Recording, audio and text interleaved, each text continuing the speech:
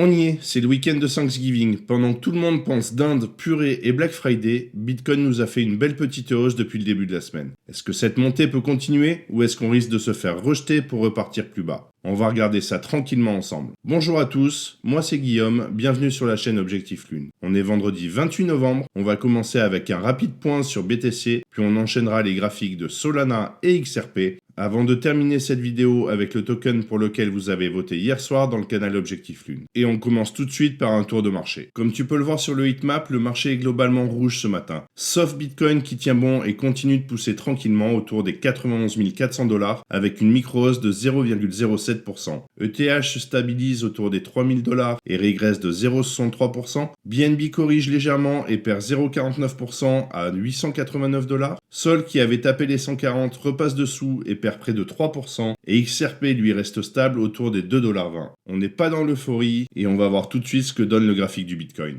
On peut voir pour le moment que le plan se déroule, les targets que je vous avais donnés dans ma vidéo de lundi pour le moment sont toujours d'actualité, donc on reste sur les 94 744 et les 100 076, avec une zone de best price sur les 97 090 et les 98 039. Donc c'est une zone qu'on avait en corrélation avec le retracement de l'ensemble du mouvement baissier initié depuis le 11 novembre, donc sur les 97 224 et les 94 050. Du côté du RSI, on peut voir ici que notre droite de tendance a été cassée. Par la même occasion, nous étions sur une continuation haussière. Et que pour que nous puissions aller chercher des targets plus hautes, il faudrait ici que le RSI vienne casser notre pivot haussier. Et dans ce cas-là, on irait chercher le retracement de l'ensemble du mouvement baissier initié depuis le 6 octobre sur la zone des 103 399 et des 108 780. Et on va regarder tout de suite en H4 ce que ça donne. Le fait ici d'avoir cassé notre dernier plus haut RSI nous a projeté sur notre continuation haussière. On devrait aller chercher les targets. On peut voir que nous avons ici été bloqués par notre pivot haussier et que si celui-ci casse par le haut, on pourrait aller chercher donc les targets sur les 108 780 et les 103 399. Si par contre, on vient passer ici sous notre pivot baissier, dans ce cas-là, on viendrait retracer l'ensemble du mouvement haussier initié depuis le 21 novembre sur la zone des 89 623 et des 87 903, ce qui pourrait nous permettre de nous projeter un petit peu plus long terme sur les targets suivantes, c'est-à-dire la zone des 106,51 et des 116,629 avec une zone de best price qui serait comprise entre les 112 367 et les 110 548. Donc on peut voir qu'on a une zone de corrélation avec le retracement sur les 0,5 et 0,618 de Fibonacci. Bien évidemment, ces targets-là ne sont qu'une projection. Il faudra attendre d'avoir ici notre top et ici notre bottom pour valider la projection et pouvoir les réajuster si besoin. Si tu aimes ce type de contenu et que ce n'est pas encore fait, pense à liker, à t'abonner à la chaîne et à activer la cloche pour ne rien manquer de mes prochaines vidéos. Je te laisse tous les liens utiles juste en dessous dans la description. Et maintenant que nous avons vu ce que Bitcoin peut nous faire, je vous invite à passer tout de suite sur le graphique de Solana. Nous pouvons voir dans un premier temps que nous ne sommes pas venus chercher nos targets. Elles étaient comprises entre les 112,46 et les 75,70 avec une zone de best price sur les 96,28 et les 89,74. Que sur le RSI, ici, on est venu casser notre droite de tendance, donc ce qui voudrait dire que potentiellement nous pourrions aller chercher la zone de retracement de l'ensemble du mouvement baissier initié depuis le 27 octobre sur la zone ici des 173,37 et des 163,50. Si par contre notre RSI venait à casser ici notre pivot haussier, dans ce cas-là, nous pourrions retracer l'ensemble du mouvement baissier initié depuis le 18 septembre, donc sur la zone des 184,58 et des 199,43. Et je vous propose tout de suite de passer sur le H4 pour voir un petit peu ce qu'il en est. Donc comme je vous le disais, sur le D1, nos premières targets seraient ici, sur la zone des 152,73 et des 146,80. Si par contre le RSI vient casser ici notre pivot haussier et par la même occasion notre dernier plus haut, dans ce cas-là, on serait sur une continuation haussière et nous pourrions aller chercher la zone de target ici sur les 161,68 et les 175,95 avec une zone de best price sur les 167,96 et les 170,50. Et si on vient poser ici notre retracement de Fibonacci, on peut voir que c'est une zone qui serait en corrélation avec les 0,5 et 0,618 de Fibo, c'est-à-dire les 163,37 à ce niveau-là et les 173,21.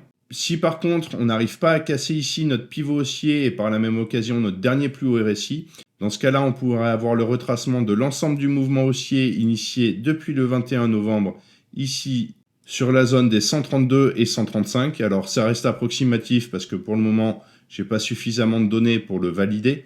On pourrait très bien avoir quelque chose qui soit un peu plus haut ou un peu plus bas ici. Donc je prends au milieu comme ça, on sait à peu près où on va. Et dans ce cas-là, un retracement ici pour repartir à la hausse et ce qui nous donnerait en projection des targets à peu près sur les mêmes niveaux. Et maintenant, allons faire un petit tour du côté des annonces macroéconomiques, même si aujourd'hui, on n'a rien.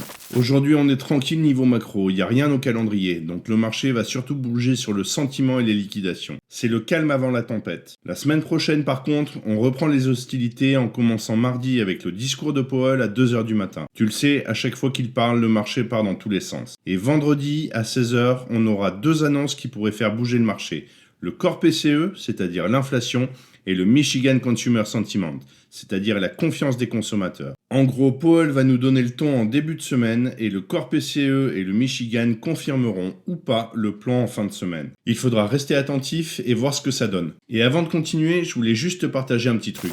Tu as sûrement vu l'info circuler. Hier, Upbit s'est fait hacker. Environ 37 millions de dollars en crypto ont été volés. Ce qui a été siphonné, des actifs sur le réseau Solana, donc du Sol, des stablecoins comme de l'USDT et toute une ribambelle de tokens, du Bonk, du Jupiter, du Radium, une vraie razzia. Et ça nous dit clairement une chose, il ne faut jamais laisser tout ton capital sur une seule plateforme centralisée. Même les géants peuvent se faire toucher. Upbit en est la preuve. De notre côté, chez Objectif Lune, on vient d'intégrer Wix comme nouveau partenaire. Et en ce moment, si tu trades, tes frais sont remboursés en WXT, le token de la plateforme. Ça peut toujours faire la différence, surtout quand tu trades régulièrement. Je te mets les liens juste en dessous dans la description si tu veux tester et si tu veux nous rejoindre.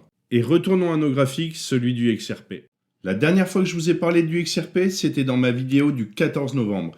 Et je vous avais donné ici ces targets-là, donc sur la zone des 1,96 et des 1,57, avec une zone de best price sur les 1,78 et des 1,71, et une zone de corrélation qui était comprise entre les 1,94 et les 1,84, zone qu'on est venu toucher juste ici. Ce que nous pouvons voir du côté de notre RSI, c'est que notre droite de tendance est en train de casser, que nous avons une divergence entre le prix et le RSI, donc potentiellement ici nous sommes sur une fin de tendance baissière, ce qui voudrait dire que notre prix va aller chercher plus haut. Dans un premier temps, on pourrait retracer l'ensemble du mouvement baissier initié depuis le 3 octobre sur la zone des 2,45 et des 2,60. Si par contre notre RSI venait ici à faire un plus haut et venait casser notre pivot haussier, dans ce cas-là, on pourrait retracer l'ensemble du mouvement baissier initié depuis le 18 juillet.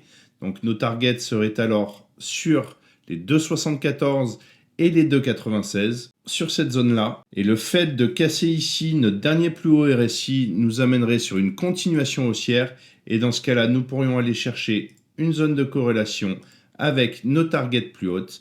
Et on aurait des zones qui seraient comprises entre les 2,63 et les 2,92 avec une zone de best price ici sur les 2,76 et les 2,81. Ce que je te partage ici reste mon analyse du marché à un instant T, ce n'est pas un conseil en investissement, et comme toujours, je t'invite à faire tes propres recherches et adapter ta stratégie à ton profil de risque. J'ai regardé sur le H4, malheureusement ça ne nous donne pas forcément plus de données, donc nous pouvons passer directement sur le dernier token de cette vidéo, c'est-à-dire le AAV.